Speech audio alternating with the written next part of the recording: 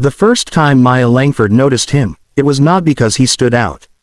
As CEO of one of the fastest-growing tech logistics companies in the country, Maya was used to people trying very hard to be seen. Sharp suits, forced smiles, loud confidence. That morning at the small neighborhood community center, she was dressed down herself, wearing jeans and a simple sweater, volunteering anonymously to escape the weight of her own name for a few hours. He was sitting on the floor with a group of kids, patiently helping them assemble a cardboard bridge for a school project. His sleeves were rolled up, revealing forearms marked with faint scars that looked old and deliberate. He spoke softly, never raising his voice, even when a child spilled glue all over the model. When he laughed, it was brief and restrained, as if joy was something he allowed in small, controlled doses.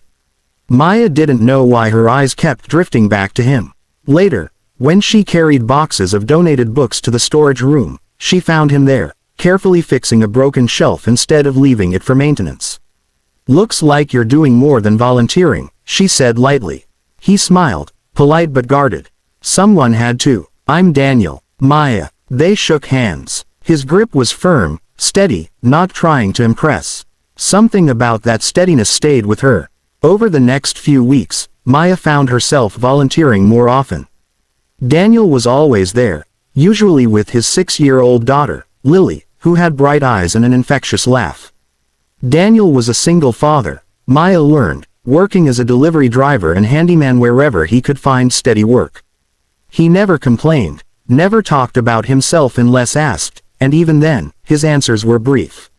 Maya, for the first time in years, didn't mention board meetings or investors or billion-dollar contracts.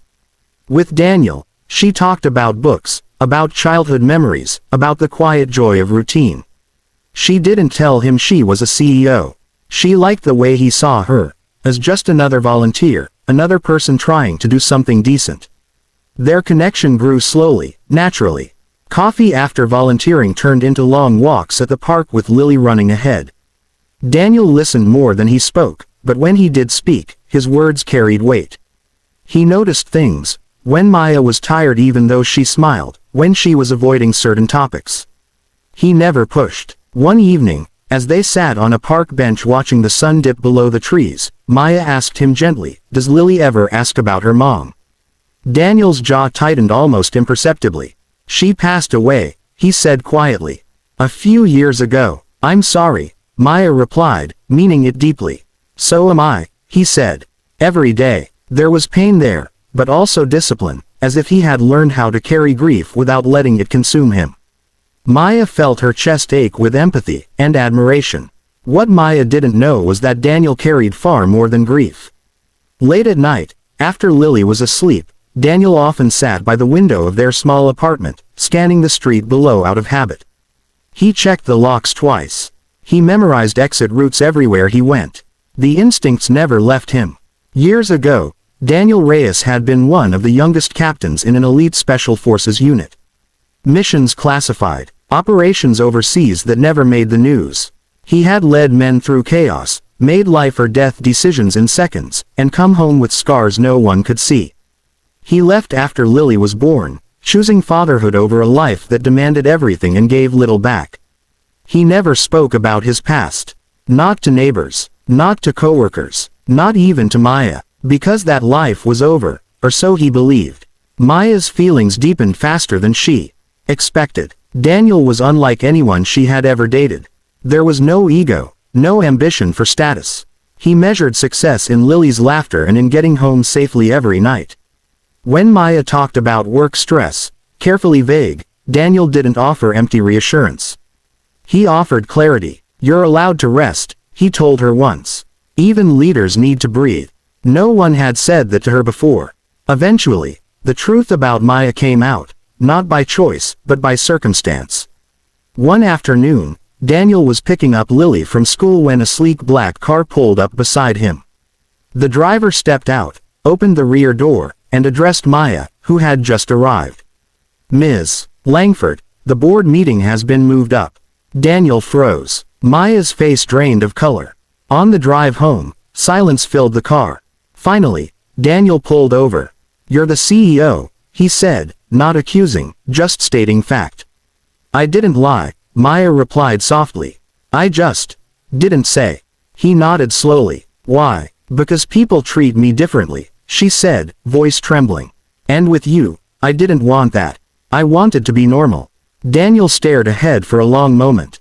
Then he exhaled. I get that, but something shifted after that. Daniel grew more distant. Not cold, but cautious.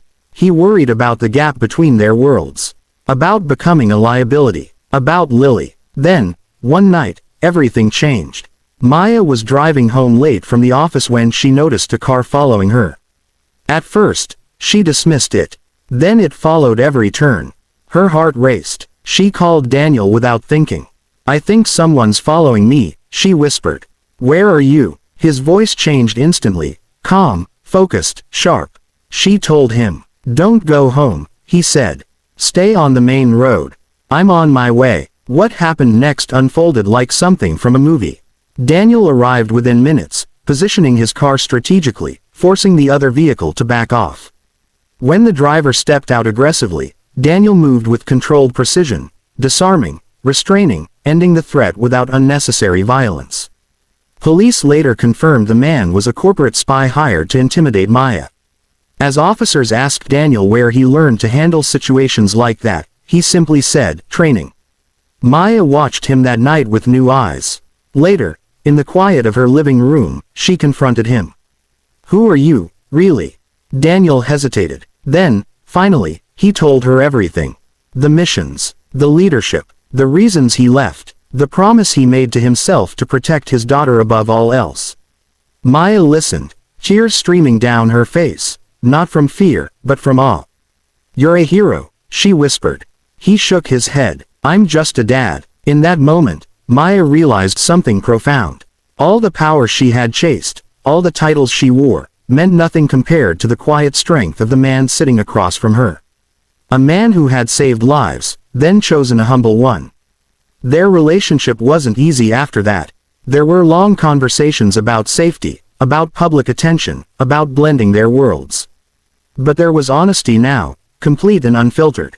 Daniel didn't need Maya's wealth. Maya didn't need Daniel's protection. They chose each other anyway.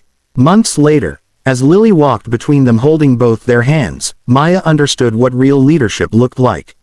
It wasn't control or authority. It was sacrifice, and love, and the courage to start over, no matter who you once were. The next morning after their first real conversation,